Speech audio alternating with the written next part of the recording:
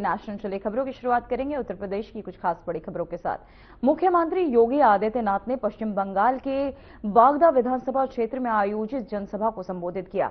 इस दौरान उन्होंने राज्य की राजनीतिक, विकास और कानून व्यवस्था के मुद्दों पर अपनी बात रखी। योगी आदित्यनाथ ने कहा कि पश्चिम बंगाल की जनता अब विकास और सुशासन चाहती है तथा भ्रष्टाचार और अराजकता से मुक्ति चाहती है। उन्होंने केंद्र सरकार की योजनाओं का उल्लेख करते हुए कहा कि डबल इंजन सरकार बनने से राज्य में विकास कार्य तेजी से होंगे और लोगों को बेहतर सुविधाएं मिलेंगी। मुख्यमंत्री ने जनसभा में उपस्थित लोगों से बीजेपी के समर्थन की अपील की।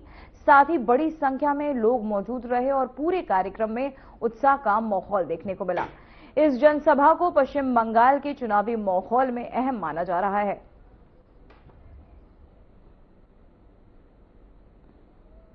तो वहीं आपको बताते चले, पश्चिम बंगाल में बोले सीएम योगी आदित्यनाथ। साथ ही आपको बता दें, मुख्यमंत्री योगी आदित्यनाथ ने पश्चिम बंगाल के बागदा विधानसभा क्षेत्र में आयोजित जनसभा को संबोधित किया। इस दौरान उन्होंने राज्य की राजनीतिक, विकास और कानून व्यवस्था के मुद्दों पर अपनी बात रखी। साथ ही उन्होंने क्या कुछ कहा, सुनिए जरा। दिवाकर तरफ दर्जे श्रीमती गीतू सरकार जी, श्रीमती रूपा हल्दर जी, श्रीमती सामीर विश्वास जी, लक्ष्मण घोष जी, सौरभ गाली जी, श्रीमती अर्चना मंजुमदार जी, भारी संख्या में बगदा विधानसभा क्षेत्र में उपस्थित बगदा के मेरे सभी उपस्थित बहनों और भाइयों, मैं सबसे पहले इस पूरी विधानसभा क्षेत्र से जुड़े हुए यहां के दक्षिणेश्वर काली मंदिर, नेहाटी बोरो काली मंदिर, बसीघाट दक्षिण काली मंदिर, बारानगर रामकृष्ण आदेश का पहला मठ, यानी इस पावन धरा को, जिस पावन धरा ने भारत की आध्यात्मिक धरोहर के संरक्षण के साथ ही बंगाल के प्रसिद्ध क्रांतिकारियों में से एक जितेंद्र नाथ मुखर्जी के द्वारा एक बाघा जतिन, हम राष्ट्र को जगाने के लिए मरेंगे, इस बात का उद्घोष करने वाली इस पावन धरा को कोटि कोटि नमन करते हुए आप सबका मैं अभिनंदन करता हूं, स्वागत करता हूं। बहनों और भाइयों, बंगाल की धरा भारत की आध्यात्मिक धरा है, भारत की कल्चरल कैपिटल के रूप में, नॉलेज कैपिटल के रूप में बंगाल जाना जाता है। याद रखें, बंगाल की धरा की और बंगाल की माटी की जब हम बात करते हैं तो त्याग और बलिदान के रूप में, साहस और स्वाभिमान के रूप में, अध्यात्म और देशभक्ति की धारा के रूप में, कला और साहित्य के रूप में इस पावन धरा का स्मरण हर भारतवासी करता है। याद करिए, भारत की आजादी के लिए जब प्रथम स्वतंत्र समारोह होना था, उसकी चिंगारी भी बंगाल की धरती की बैरकपुर से ही निकली थी। ये बंगाल की धरा है जिसने। तो वहीं मुख्यमंत्री योगी आदित्यनाथ ने पश्चिम बंगाल की नदिया में एक जनसभा को संबोधित किया। इस दौरान उन्होंने राज्य की राजनीति और विकास को लेकर अपनी बात रखी और विपक्ष पर जमकर निशाना साधा।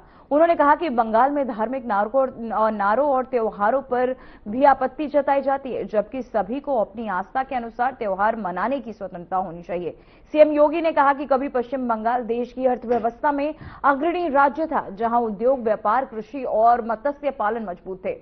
उन्होंने कहा कि वहां युवाओं को रोजगार मिलता था और किसान समृद्ध थे, लेकिन अब स्थिति बदल गई है। मुख्यमंत्री ने कहा कि बंगाल को फिर से विकास और सुशासन की राह पर लाने की जरूरत है।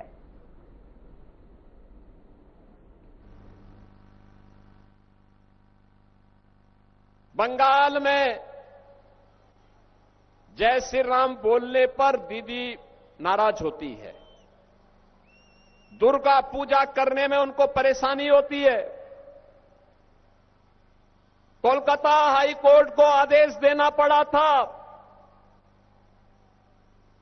कि जो लोग सरेआम दुर्गा पूजा के शोभा यात्रा पर हमला कर रहे हैं उन लोगों पर सख्ती बरतनी चाहिए। जो लोग अवैध रूप से बंगाल के अंदर अव्यवस्था पैदा कर रहे हैं, सख्ती उनके पर सख्ती की जानी चाहिए।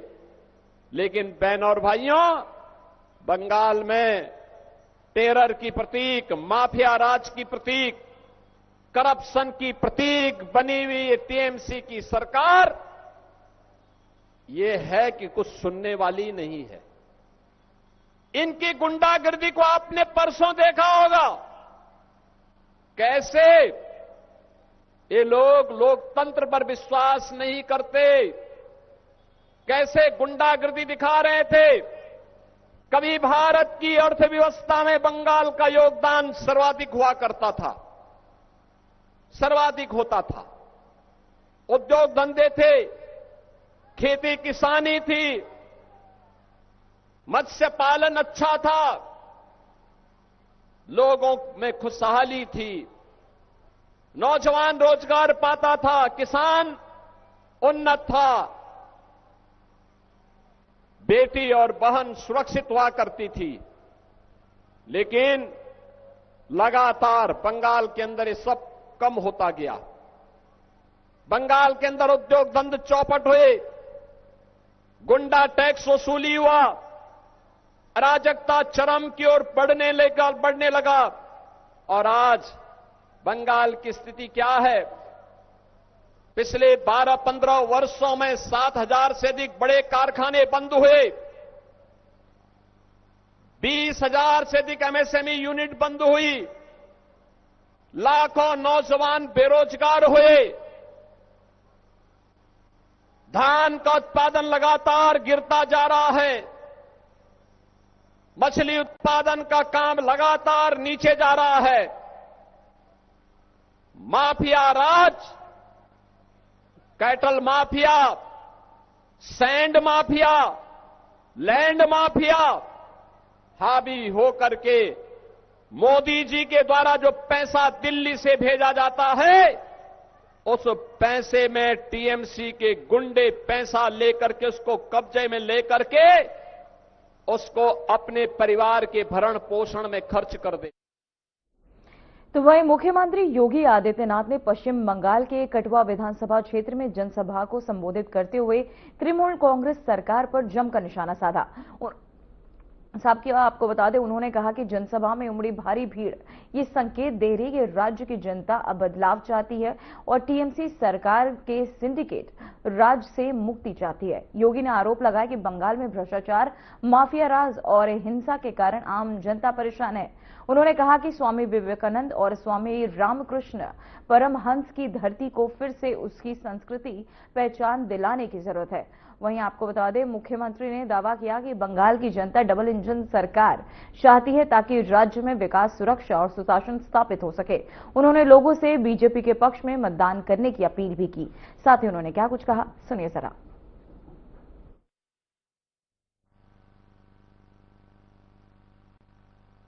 ये अवसर है ये घुसपैठियों को आपके हक में डकैती डलवाने की छूट देने वाली टीएमसी की सरकार से मुक्ति का समय आ गया है। बहनों और भाइयों, जो कार्य भारत के हित में है, बंगाल के हित में है, टीएमसी उसका विरोध करती है। याद करिए, जब सीएए का प्रस्ताव, सिटीजनशिप अमेंडमेंट एक्ट का प्रस्ताव लेकर के प्रधानमंत्री मोदी जी देश की संसद में लेकर के आए थे, उस समय टीएमसी ने विरोध किया था।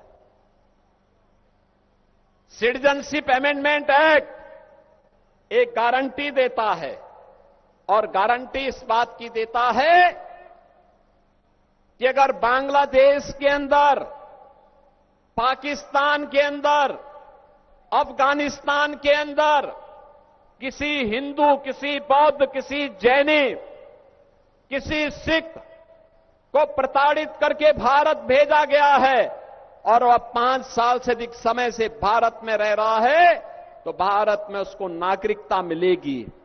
और इसी एक्ट के नाते बंगाल के अंदर काफी बड़ी संख्या में यहां पर वहां नागरिकता यहां के नागरिकों को देने का कार्य भी हुआ है।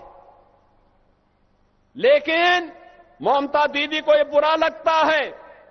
उनको लगता है कि अगर हिंदू ज्यादा होगा तो फिर सड़कों पर इफ्तारी कैसे हो पाएगी। बंगाल की वही दरा है जहां से निकला एक युवा सन्यासी दुनिया के अंदर जाता है और पूरे भारतीयों का आह्वान करता है कि गर्व से कहो कि हम हिंदू हैं। याद करिए, स्वामी विवेकानंद हमें हिंदू बनने के लिए गौरव की अनुभूति करवाते हैं। भारत की आध्यात्मिक परंपरा के साथ स्वामी रामकृष्ण परमहंस हमें जोड़ते हैं, लाड़ी मां से हमें भारत की आध्यात्मिक परंपरा के साथ जोड़ते हैं। लेकिन बंगाल में ममता दीदी को इन सब से चिढ़ है। बंगाल में जय श्री राम बोलने पर दीदी नाराज होती है। दुर्गा पूजा करने में उनको परेशानी होती है। कोलकाता हाई कोर्ट को आदेश देना पड़ा था कि जो लोग सरेआम दुर्गा पूजा के शोभा यात्रा पर हमला कर रहे हैं, उन लोगों पर सख्ती बरतनी चाहिए। हमें याद है, बीजेपी कार्यकर्ता संजय भौमिक की निर्ममता पूर्वक हत्या कर दी गई थी। निर्ममता पूर्वक हत्या कर दी गई थी। टीएमसी के गुंडे सरेआम घूम रहे हैं और मुझे यह देख करके प्रसन्नता हुई थी परसों, जब बंगाल के अंदर 152 असेंबली कॉन्स्टिट्यूएंसी में जब मतदान हो रहे थे, तो मतदान के अंदर मैं एक बात देख रहा था, हर मतदाता के मन में एक ही भाव था कि बंगाल को उसकी पहचान दिलानी है। टेरर से, माफिया राज से, करप्शन से मुक्ति दिला करके बंगाल को फिर से भारत की पहचान का प्रतीक बनाना है। तो वहीं लखनऊ स्थित पीजीआई में उत्तर प्रदेश का पहला सफल हृदय प्रत्यारोपण करने पर डॉक्टरों और मेडिकल टीम को सम्मानित किया गया। इस अवसर पर डिप्टी सीएम ब्रजेश पाठक ने टीम का सम्मान किया और इसे राज्य की आधुनिक स्वास्थ्य व्यवस्था की बड़ी उपलब्धि बताया। उन्होंने कहा कि पीजीआई पर बिहार, नेपाल और अन्य राज्यों के मरीजों का भी भरोसा बढ़ा है। डिप्टी सीएम ने बताया कि अस्पतालों में बेड और आईसीयू सुविधाओं का लगातार विस्तार किया जा रहा है ताकि किसी भी मरीज को इलाज के बिना वापस न लौटना पड़े। उन्होंने डॉक्टरों के प्रयासों की सराहना करते हुए इसे चिकित्सा क्षेत्र में ऐतिहासिक कदम बताया।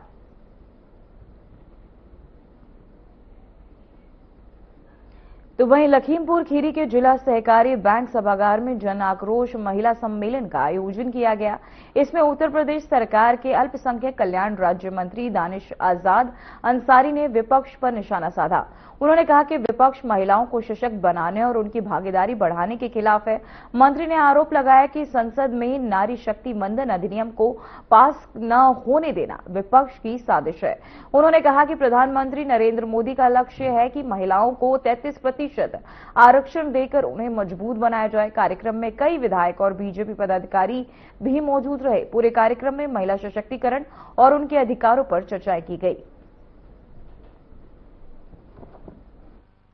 देखिए, महिला जन आक्रोश जो पूरे देश में देखने को मिल रहा है, विपक्ष के कारनामों के खिलाफ कांग्रेस पार्टी और समाजवादी पार्टी ने जिस तरीके से देश की नारी शक्ति के साथ छलावा किया, उन्हें छलने का काम किया, उनके साथ धोखा किया, उनके साथ फरेब किया। सदन में हमारी नारी शक्ति को सशक्त करने वाले बिल को न केवल गिराने का काम किया कांग्रेस और समाजवादी पार्टी के नेताओं ने, बल्कि उसका जश्न भी मनाया, उसकी खुशियां भी मनाई। वो जो तस्वीर सदन की थी वो बहुत ही दुर्भाग्यपूर्ण थी। वो दिन सदन का एक ऐसा दिन था जब सदन एक इतिहास लिखने जा रहा था, लेकिन उस इतिहास में रोड़ा बनने का काम जो कांग्रेस पार्टी और समाजवादी पार्टी ने किया, इससे हमारे देश की मातृशक्ति न केवल आहत है बल्कि उनके अंदर एक गुस्सा भी है, और वो गुस्सा पूरे देश के अलग अलग जगहों से देखने को मिल रहा है।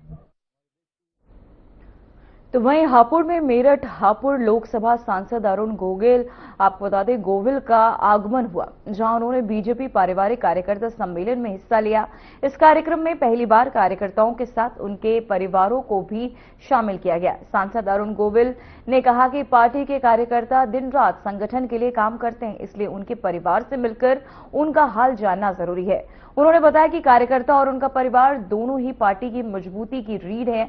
उन्होंने कहा कि कार्यकर्ता अपने समर्पण से पार्टी को ऊंचाइयों तक पहुंचाते हैं। इस मौके पर सांसद ने कार्यकर्ताओं के परिवारों को रामायण भी भेंट की और संगठन की एकजुटता पर जोर दिया।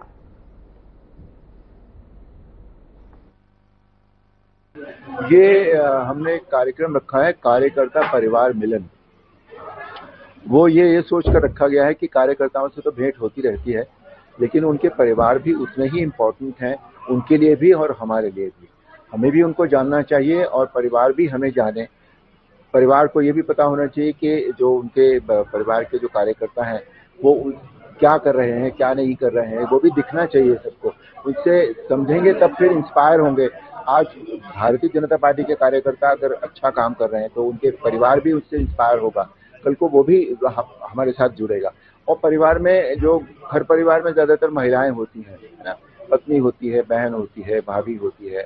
तो आज महिलाओं को भी हमें आगे आने के लिए, उनके एम्पावरमेंट के लिए, आरक्षण के लिए अभी जैसे बिल आया था, ठीक है, वो कांग्रेस ने और सपा ने नहीं उसको संशोधित होने दिया, लेकिन ऐसा नहीं। तो वहीं ललितपुर में कड़ी सुरक्षा और प्रशासनिक व्यवस्था के बीच होमगार्ड भर्ती परीक्षा शुरू हो गई है। जनपद के 8 परीक्षा केंद्रों पर 25, 26 और 27 अप्रैल को 2 पालियों में परीक्षा आयोजित की जा रही है। सभी केंद्रों पर सीसीटीवी कैमरों की निगरानी में परीक्षा शांतिपूर्ण ढंग से संपन्न हो रही है।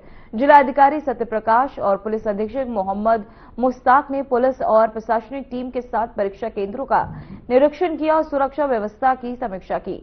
उन्होंने अधिकारियों को अतिरिक्त सतर्कता बरतने के निर्देश दिए। परीक्षा के दौरान सेक्टर जोनल और स्टैटिस्टिक मजिस्ट्रेट लगातार निगरानी कर रहे हैं। हर गतिविधि पर सीसीटीवी के माध्यम से पैनी नजर रखी जा रही है। जो है वो किए गए हैं, अलग से टीवाटी के ड्यूटी लगाई गई है और हर सेक्टर पे अतिरिक्त फोर्स जो है लगाया गया है। प्रॉपर चेकिंग टेस्टिंग जो है वो कराई जा रही है और उसके बाद ही हर कैंडिडेट को अंदर जो है वो भेजा गया है और बहुत ही शांतिपूर्वक तरीके से एग्जाम जो है वो चल रहा है। और सर, आज परीक्षा संपन्न हो रही, किस तरह की व्यवस्थाएं की? देखिए, परीक्षा आज सोमवार की चल रही है, तो 2 दिवस और चलेगी। और सरकार का भ्रमणशील है, सभी केंद्रों पर व्यवस्थाएं पर्याप्त हैं। परीक्षा बहुत सुचारू है। तो वहीं बुलंदशहर में बीजेपी जिला कार्यालय गंगानगर में महिला जन आक्रोश अभियान को लेकर प्रेस वार्ता आयोजित की गई। इसमें उत्तर प्रदेश सरकार के वन एवं पर्यावरण राज्य मंत्री डॉक्टर अरुण कुमार सक्सेना ने कहा कि नारी शक्ति ही राष्ट्र की असली ताकत और सम्मान है। उन्होंने विपक्ष पर आरोप लगाते हुए कहा कि महिला आरक्षण बिल को संसद में पास न होने देना देश की आधी आबादी के साथ अन्याय और विश्वासघात है। इस कार्यक्रम में जिला पंचायत अध्यक्ष, कई विधायक और महिला मोर्चा की पदाधिकारी भी मौजूद रही। सभी ने महिला अधिकार, सम्मान और जागरूकता पर विचार रखे। अब वहीं आपको बता दें कि आपको बताते चले कि अभियान का उद्देश्य महिलाओं को उनके अधिकारों के प्रति जागरूक करना बताया गया। बिल जो आया था पार्लियामेंट में, उसको अपोजिशन ने जिस तरह से गिरा दिया, जिस तरह से महिलाओं के आरक्षण को रोक दिया, उसके विरोध में है कि महिलाओं के साथ ये अपमान नहीं होना चाहिए, महिलाओं के साथ ये जाति नहीं होनी चाहिए, महिला का सम्मान होना चाहिए, महिलाओं को भी नीति निर्धारण में पूरा सहयोग लिया जाना चाहिए। आज महिलाएं हर फील्ड में तरक्की कर रही हैं, तो राजनीति में भी उनके लिए आरक्षण होना चाहिए ताकि वो आगे बढ़े।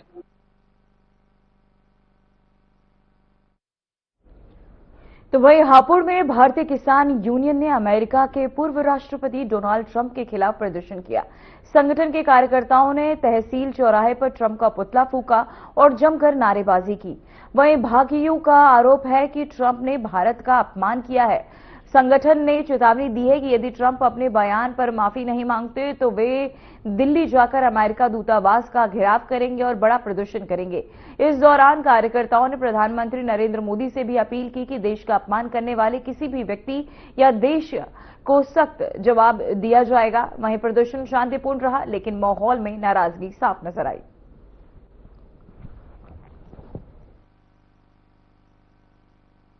देखिए, अमेरिका का राष्ट्रपति जो पूरी तरह से मंदबुद्धि है और निरंतर हिंदुस्तान के प्रति ऐसे अभद्र बयानबाजी कर रहा है जिससे हिंदुस्तान का हर एक व्यक्ति आहत है।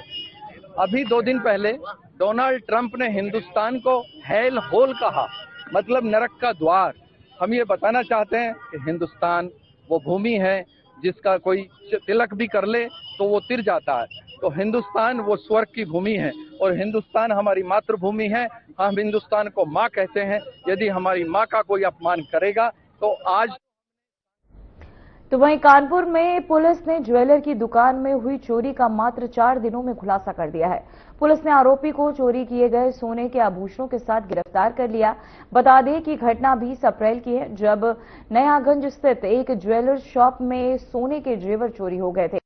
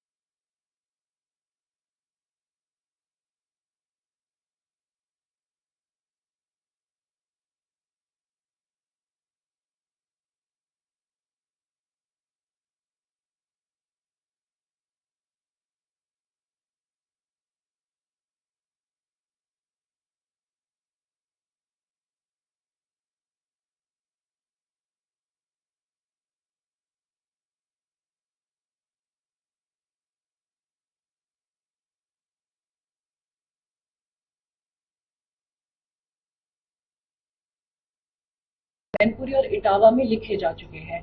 इसने अपने कान के जो टॉप्स थे वो अपनी एक मित्र को पकड़ाए थे सोनभद्र में, वो भी पूरा रिकवर हुआ है। और तो वहीं कानपुर के कल्याणपुर इलाके में बुजुर्ग महिला की हत्या के मामले का पुलिस ने खुलासा कर दिया। पुलिस ने आरोपी को गिरफ्तार कर उसके पास से चोरी हुआ पूरा सामान भी बरामद कर लिया है। बता दें कि घटना 23 अप्रैल की है, जब महिला अपने घर में मृत मिली थी और घर का सामान बिखरा हुआ था। पुलिस ने कई टीम बनाकर सीसीटीवी और सर्विलांस की मदद से जांच की और आरोपी को गिरफ्तार किया। आरोपी महिला के पड़ोस में किराए पर रहता था और उसने वारदात से पहले रेकी भी की थी। पुलिस के अनुसार उसने जिसने धोखे से घर में घुसकर वारदात को अंजाम दिया। आरोपी से पूछताछ जारी है। दिनांक 23 अप्रैल को लगभग 2 बजे थाना कल्याणपुर पुलिस को एक सूचना प्राप्त होती है, जिसके द्वारा बताया जाता है कि एक महिला है, इनकी हत्या कर दी गई। तत्काल पुलिस मौके पर पहुंचती है। यह आवास विकास में एक महिला रहती थी जिनका नाम निर्मला सिंह था। उम्र लगभग 53 वर्ष थी। पता चलता है कि वहां पर इनके जो हस्बैंड थे वो दुकान पर कुछ लेने के लिए गए थे और इस दौरान कोई अज्ञात व्यक्ति आता है और उनकी हत्या कर देता है और कुछ सामान इनके घर से लेता जाता है। तत्काल इसमें फोरेंसिक टीम मौके पर पहुंचती है। जो ऑफिसर्स है वो मौके पर पहुंचते हैं, मौका मुआयना किया जाता है। आसपास के जो लोग हैं उनसे बातचीत की जाती है, उनसे पूछताछ की जाती है और जो आसपास के सीसीटीवी फुटेजेस हैं उन्हें खंगाला जाता है। इसके बाद हम लोग कुछ वाइटल क्लूज मिलते हैं। तो वहीं सीतापुर के सिंदौली कस्बे के पास नेशनल हाईवे पर होमगार्ड भर्ती परीक्षा देने जा रहे अभ्यर्थियों के साथ बड़ा हादसा हो गया। हरियाणा रोडवेज की बस और बाइक की टक्कर में 4 लोग घायल हो गए, जिनमें 2 अभ्यर्थी शामिल हैं। जानकारी के अनुसार बस के आगे चल रही बाइक को बचाने के लिए चालक ने अचानक ब्रेक लगाया, जिससे पीछे आ रहे वाहन अनियंत्रित होकर कुल 5 वाहन आपस में टकरा गए। हादसे के बाद मौके पर अफरा तफरी मच गई। स्थानीय लोगों की मदद से सभी घायलों को अस्पताल पहुंचाया गया, जहां उनका इलाज चल रहा है। वहीं पुलिस ने मौके पर पहुंचकर जांच शुरू कर दी है।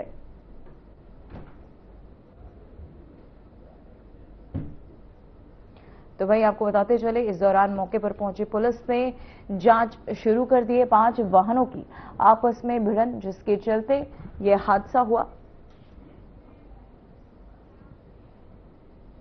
तो वहीं हमीरपुर में महिला की हत्या के मामले का पुलिस ने खुलासा किया है। पुलिस के अनुसार शराब के नशे में चालक और महिला के बीच होटल में खाना खाने के बाद विवाद हो गया था। विवाद बढ़ने पर आरोपी ने दुपट्टे से महिला का गला घोंटकर उसकी हत्या की थी।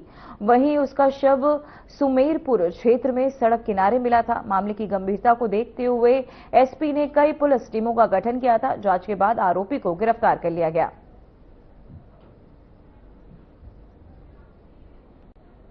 तो वहीं अयोध्या में भीषण गर्मी का असर साफ देखने को मिल रहा है। चिलचिलाती धूप और तेज गर्म हवाओं के कारण शहर का तापमान लगातार बढ़ता जा रहा है। दोपहर के समय सड़कों पर सन्नाटा पसरा नजर आ रहा है और लोग आपको बता दें, घरों से निकलने से बच रहे हैं। गर्मी के बढ़ते असर में आम जनजीवन प्रभावित हो रहा है। वहीं स्थानीय प्रशासन ने लोगों को धूप में बाहर न निकलने और पर्याप्त पानी पीने की सलाह दी है। मौसम विभाग के अनुसार आने वाले दिनों में तापमान और बढ़ सकता है। लोग गर्मी से बचाव के लिए लोग छांव, ठंडे पेय और सावधानी का सहारा ले रहे हैं।